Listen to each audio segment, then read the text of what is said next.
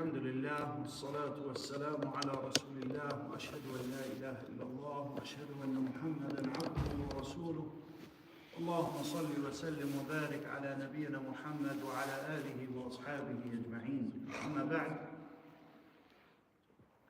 there's a narration that was collected by Imam al-Bukhari rahimahullah in a book of his called Al-Tarikh al-Kabir. Imam al-Bukhari authored many books. The one that was the work of his life was Sahih al-Bukhari. That took him 17 years to write, rahimahullah ta'ala.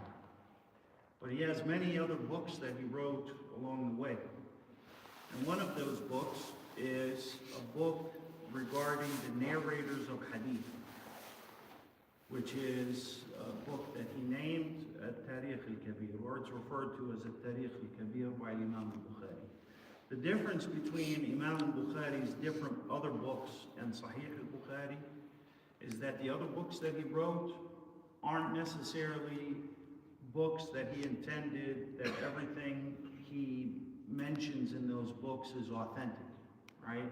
Sahih al-Bukhari it's as its name infers, that everything in this book is sahih, right, is authentic. But other books that he wrote, some of them are mere compilations of various narrations. Some of them are more focused, and this is the bulk of his work, more focused on the narrators of hadith rather than the narrations mentioned.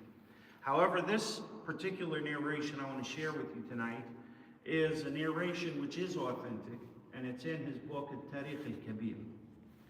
This narration is on the authority of Abbas al-Ghifari, radiyallahu anhu, in which the Prophet sallallahu alayhi wa sallam said, "Badiru bil-a'mali khisalan sitta."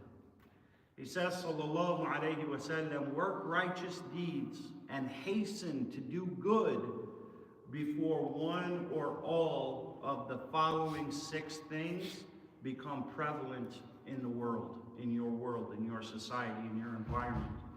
That these 6 things will hinder good deeds. So he says, "Badiru bil-a'mali khisalan sitta." He says, hasten to do good deeds before one or more of these following 6 things permeate your society and your environment. The first is imratu sufaha.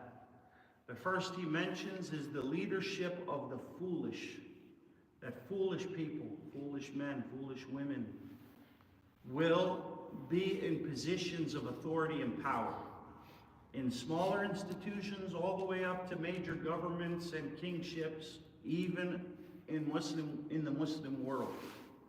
That the leadership of fools and charlatans and the inadequate and the pathetic, that their leadership is particularly devastating to our journey to Allah subhanahu wa ta'ala. The second he mentions is bay'ul hukum, bribery, and that judgment will be for sale. Judgment will be for sale. That's what he said, sallallahu alayhi wa sallam, bay'ul hukum. And now that could mean, in the most obvious ways, bribing a judge to give a particular ruling. Clearly that's what's intended. But also that means bay'ul hukum, meaning that there is a price that can be paid to change truth into falsehood or falsehood into truth. And that is the definition of bribery that the scholars of fiqh have given in Islamic jurisprudence. If we say, what is bribery? Define it. The Prophet ﷺ said that Allah's curse is upon the one who gives a bribe and the one who takes it and accepts it. So what is a bribe? They say a bribe is anything given. Doesn't have to be money, could be anything. Could be a favor, right? Given to change a truth into falsehood or falsehood into a truth. And that definition is important because many of us come from countries where bribery is the only way you can survive, correct? Like, not even in the East, even in the West. For instance, when I was in Guyana, you'll get pulled over by the police, and they'll tell you, that stop sign back there, you didn't come to a complete stop. Say, okay, well, you want to give me a ticket? Yeah, well, I could give you a ticket, but I got to call down my partner, and this guy's got to come from the moon, and this guy's got to come from Mars, and this guy's got to come over here, and they'll set you on the side of the highway for 3-4 hours. What's he waiting for? He's waiting for money, for him to let you go, right? The whole thing is a lie. So you're basically paying this guy to free yourself from something that is illegal and haram in the first place for him to do. If I now were to give him that, $20 or $100, whatever it is, would I be considered bribing him? The answer is no. Islamically, I'm not bribing him. Islamically, he is accepting a bribe. But me, I'm not. Why? Because bribery is defined as something paid to change truth to falsehood or falsehood to truth, right?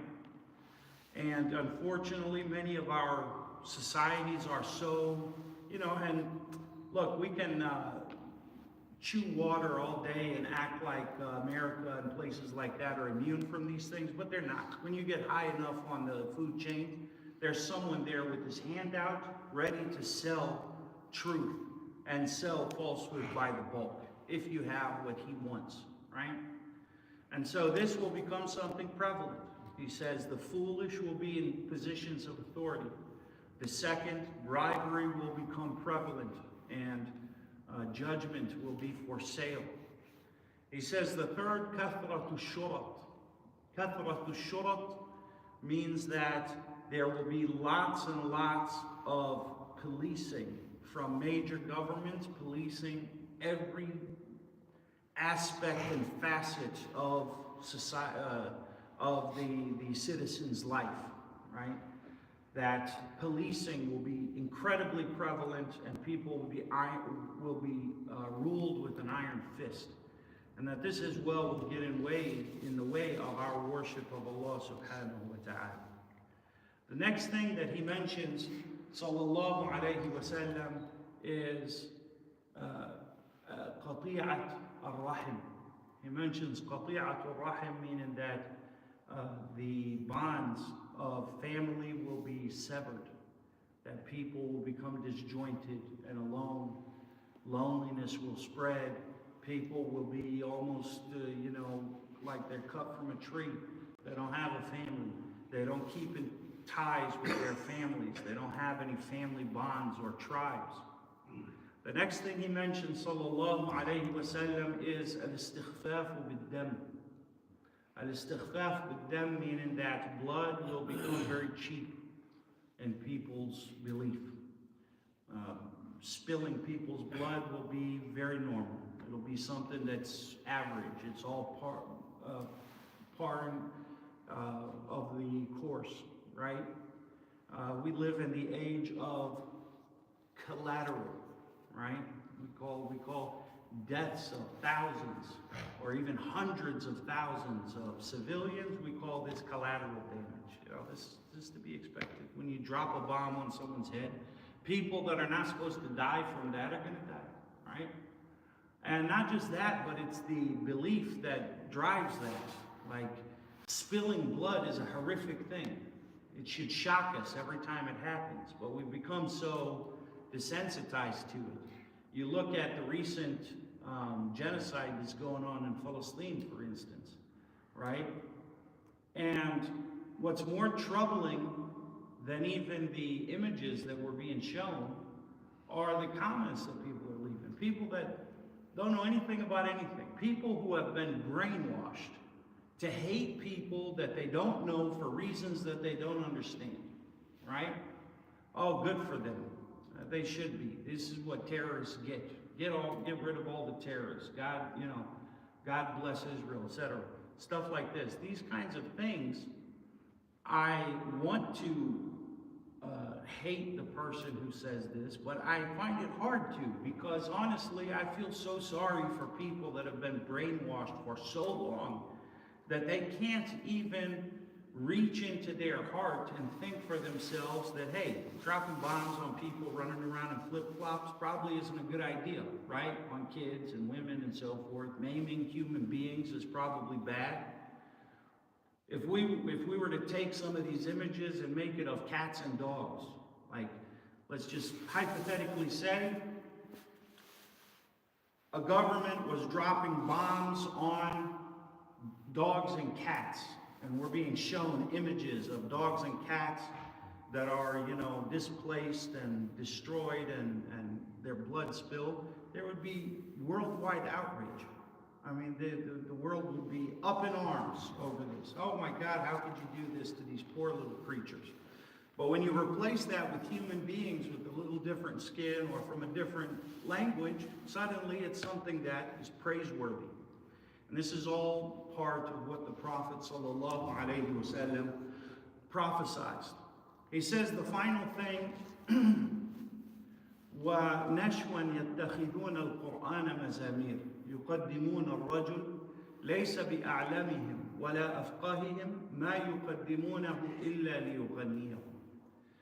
He says, sallallahu alayhi wa sallam, in the sixth and final trait, he says, and a group from amongst the Muslims, or a people, or a mindset that will take place amongst the Muslims, where they will take the Quran as a source of entertainment and a musical instrument. They will put a person to lead them in their prayer, not because he is the most knowledgeable amongst them, not because he is most understanding or pious amongst them. They will place men to lead them in prayer so that he can sing to them, because he has the nicest singing voice, right? And so the Quran itself is not being taken seriously anymore. And this attitude mixed with these other 5 traits, these things will impede our progress to Allah. So the Prophet ﷺ says, hasten to do good deeds and build a relationship with Allah before one or more of the following 6 things show themselves in society. The leadership of the foolish and selling judgment or ruling.